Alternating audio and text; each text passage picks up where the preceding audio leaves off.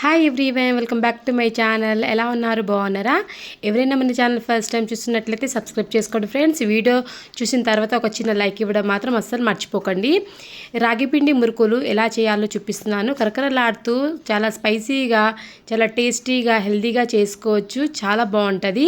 ముందుగా అయితే ఒక బౌల్ తీసుకొని ఇక్కడ నేను రాగిపిండి అయితే ఇలా జల్లెడ పట్టుకుంటున్నాను.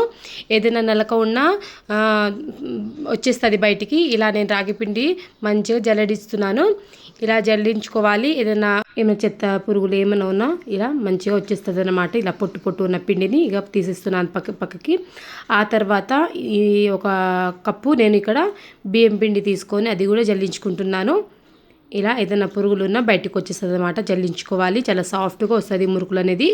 ఇక్కడ నేను ఒక కప్పు పుట్నాలు తీసుకొని ఇలా మిక్సీ అయితే పట్టేస్తున్నాను. ఇలా ఇది కూడా జల్లించుకోవాలి, లేకపోతే బరకగా ఉంటుంది. మనం మురుకులు చేసేటప్పుడు కొంచెం బరక అనిపిస్తుంది. ఇలా జల్లించుకుంటే సాఫ్ట్గా చాలా బాగుంటుంది మురుకులు. ఇలా జల్లించుకోవాలి. ఇలా జల్లించుకొని ఇవి పక్కన పెట్టేసేయాలి. ఆ తర్వాత అన్నీ కలిసే విధంగా ఇలా బాగా కలుపుకోవాలి. నేను ఫస్ట్ టైం చేశానండి ఇది రాగి పిండి మురుకులు. చాలా బాగుంది. టేస్టీగా, హెల్దీగా, వెయిట్ లాస్కి చాలా మంచిది. రాగిపిండి ఎంతో హెల్దీ రాగిపిండి. ఇలా మురుకులు చేసుకోవచ్చు. ఇప్పుడైతే ఇలా పిండి అంతా కలిపిన తర్వాత దీంట్లోనే తగినంత సాల్ట్, తగినంత కారం వేసుకోవాలి. ఇక్కడ నేను ఒక 3 టేబుల్ స్పూన్ వామ్ తీసుకొని ఇలా మ్యాష్ చేసి వేసుకుంటున్నాను. చాలా స్మెల్ బాగుంటుంది, టేస్టీగా ఉంటుంది. దీంట్లో టేస్ట్కి తగినంత ఇంగువ కూడా వేసుకుంటున్నాను. ఇంగువ వేయడం వల్ల చాలా టేస్టీగా ఉంటుంది. ఇలా వేసుకున్న తర్వాత అన్నీ కలిసే విధంగా బాగా కలుపుకోవాలి. ఇలా మంచిగా అన్నీ కలిసే విధంగా ఉండలాగా ఫామ్ అవుతుంది. అందుకనేసి మంచిగా కలుపుకోవాలి. ఒక 2 మినిట్స్ దాకా మంచిగా కలుపుకోవాలి. ఇప్పుడైతే నేను స్టవ్ మీద ఒక గిన్నె పెట్టి ఇక్కడ నేను నెయ్యి అయితే వేడి చేసుకుంటున్నాను. వేడి చేసుకొని పిండిలో అయితే కలిపేస్తే చాలా బాగుంటుంది. మీ దగ్గర నెయ్యి లేకపోతే నూనె అయినా వేడి చేసుకొని వేసుకోవచ్చు. నేనైతే కొంచెం హెల్దీగా చేసుకుంటున్నాను కాబట్టి నెయ్యి వేసుకొని చేసుకుంటున్నాను. మీకు నెయ్యి పడకపోతే, నెయ్యి లేకపోతే ఆయిల్ అయినా వేడి చేసుకొని వేసుకోవచ్చు పిండిలో. ఇలా మొత్తం నెయ్యి కరిగిన తర్వాత ఇప్పుడైతే ఇలా కరిగించుకున్న నెయ్యిని ఇప్పుడైతే పిండిలోకి అయితే వేసుకోవాలి. ఇలా వేసుకొని బాగా కలుపుకోవాలి. ఇలా ముందుగా స్పూన్తో కలుపుకోవాలి. వేడిగా ఉంటుంది కదా నూనె, స్పూన్తో ఇలా కలుపుకొని ఆ తర్వాత చేయితో అయితే కలుపుకోవాలి. ఇలా మంచిగా కలుపుకోవాలి. ఉండలు ఉంటుంది. ఇలా మంచిగా కలుపుకోవాలి. చూడండి ఎంత బాగా కలుపుకున్నామో ఇలాగనే కలుపుకోవాలి. ఒక్కొక్క దగ్గర నెయ్యి అనేది ఉండలాగా ఉండిపోతుంది కదా, అది చూసుకుంటూ మంచిగా కలుపుకోవాలి. ఇలా ముద్దలాగా రావాలి. మనం మిక్స్ చేసుకున్న పిండి ఇలా కలుపుకున్న తర్వాత ఇలా ముద్దలాగా రావాలి. ఆ తర్వాత ఇప్పుడైతే స్టవ్ మీద వేడి నీళ్ళు అయితే పెట్టుకుందాం. ఇలా మరీ హాట్ ఏం అవసరం లేదు. ఇలా బబుల్స్ వచ్చేదాకా వేడి చేసుకొని ఆ వాటర్ని వేసుకోవాలి. ఇలా కొద్దిగా వేసుకొని కలుపుకోవాలి. మనం చపాతీ పిండి లేకపోతే జొన్న రొట్టె చేసినప్పుడు ఎలా కలుపుకుంటాం పిండి అలా కలుపుకోవాలి. ఇలా అయితే కలుపుకుంటున్నాను. నాకు ఇంకా కొంచెం వాటర్ అనేది పడుతుంది. ఇంకా కొంచెం వాటర్ అనేది వేసుకుంటున్నాను ఇక్కడ నేను. ఎప్పుడు బియ్యం పిండితోనే కాకుండా ఇలా రాగి పిండితోని కూడా హెల్తీగా మురుకులు చేసుకోండి. ఇలా అయితే ఇక కలుపుకుంటున్నాను పిండి.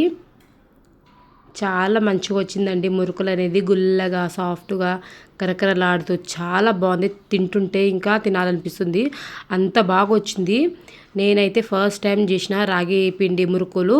అసలు ఎప్పుడు ట్రై చేయలే. నాకు ఇక మురుకులు ఎప్పటి నుంచో తినాలనిపిస్తుంది. ఇక పిల్లలకి కూడా స్కూల్ స్టార్ట్ అయిపోయింది. వాళ్ళకు కూడా హెల్తీగా స్నాక్స్ లాగా పెట్టియచ్చు. పిల్లలు కూడా మంచిగా తినేస్తారు.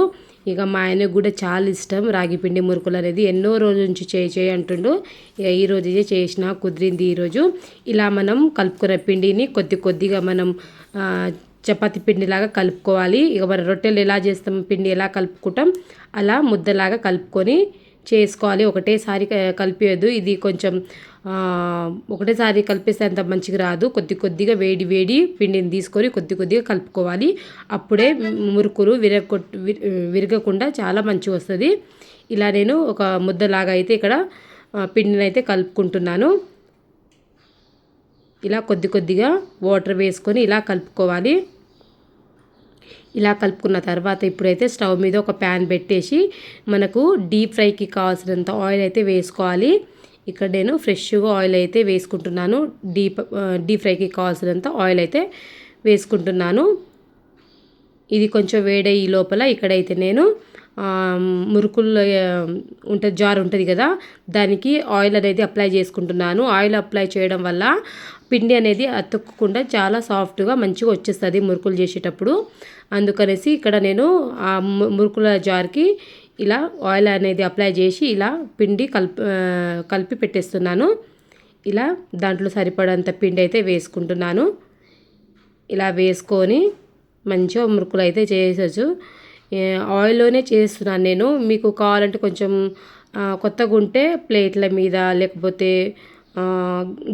జాలి గరిటె మీద ఇలా చేసుకొని ఆయిల్లో అయితే వేసుకోవచ్చు. నేనైతే డైరెక్ట్గా ఆయిల్లోనే వేసుకుంటున్నాను మురుకులు. ఇలా మంచిగా భయపడకుండా వేసుకోవాలి. లో టు మీడియం ఫ్లేమ్లో మంచిగా వేయించుకోవాలి మురుకుల్ని. చాలా బాగా వస్తాయి కరకరలాడుతూ, చాలా సాఫ్ట్ అండ్ కరకరలాడుతూ బాగుంటుంది. తింటున్నప్పుడు చాలా సాఫ్ట్గా అనిపిస్తుంది. ఎప్పుడైనా ట్రై చేయండి. మీరు ఎప్పుడైనా ట్రై చేసినా లేదా నాకు కామెంట్ చేయండి. ఇలా అయితే నేను రాగిపిండి మురుకులు అయితే చేస్తున్నాను ఈరోజు. నేను కూడా చాలా హెల్తీగా తినొచ్చు. నాకు కొంచెం బియ్యం పిండితో మురుకులు అంత తినబుద్ధి కాదు, ఎందుకనేసి ఇక రాగిపిండి మురుకులు చేసుకుంటున్నాను.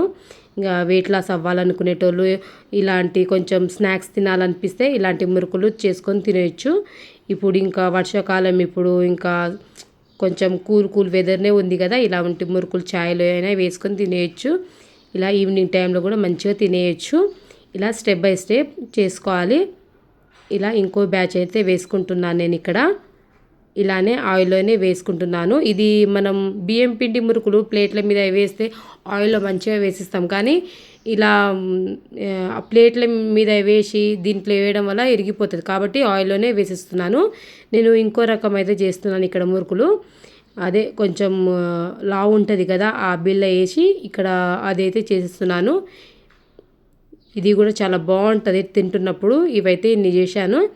ఈ వీడియో మీకు నచ్చిందని అనుకుంటున్నాను. నచ్చినట్లయితే ఒక లైక్ ఇవ్వడం మాత్రం అస్సలు మర్చిపోకండి. మన ఛానల్ని ఎవరైనా సబ్స్క్రైబ్ చేయకపోతే సబ్స్క్రైబ్ చేసుకోండి ఫ్రెండ్స్. ఇంకా మంచి మంచి వీడియోలు అయితే మన ఛానల్లో వస్తూ ఉంటుంది. ఇలాంటి హెల్తీ రెసిపీ అయితే మన ఛానల్లో వస్తూ ఉంటుంది. సరేనా ఫ్రెండ్స్, ఇన్ని గానం అయితే చేసిన వీడియోకి అయితే ఒక చిన్న లైక్ ఇవ్వడం మాత్రం అస్సలు మర్చిపోకండి. మీరు కూడా ట్రై చేయండి. ట్రై చేసిన తర్వాత ఎలా వచ్చిందో నాకు కామెంట్ చేయండి. Like and subscribe. By by. Thank you for watching.